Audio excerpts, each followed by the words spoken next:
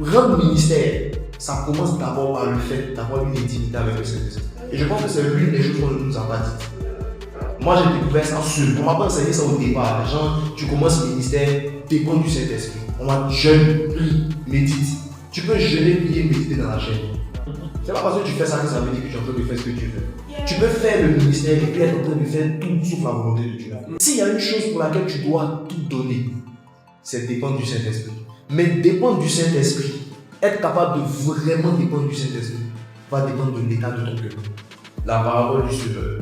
Un semeur sortit pour semer, et pendant qu'il semait, une partie de la semence tomba. Il y a un seul semeur.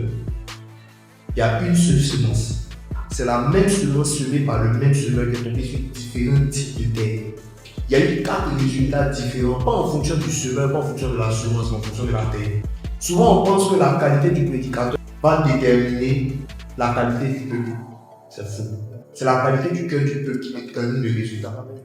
C'est pour ça que vous pouvez avoir des églises avec des prédicateurs excellents, intègres, qui ont la profondeur dans la parole. Mais vous avez des gens dans l'église qui agissent comme s'ils sont fous. Le cœur. Fou. Ça veut dire que s'il y a quelque chose que tu dois chercher par-dessus, c'est le cœur de Dieu. Parce que si tu sais Dieu avec ton cœur, c'est sûr que tu vas réussir. Ça veut dire que s'il y a une chose pour laquelle tu dois tout donner à côté de chercher le Saint-Esprit, c'est ton cœur.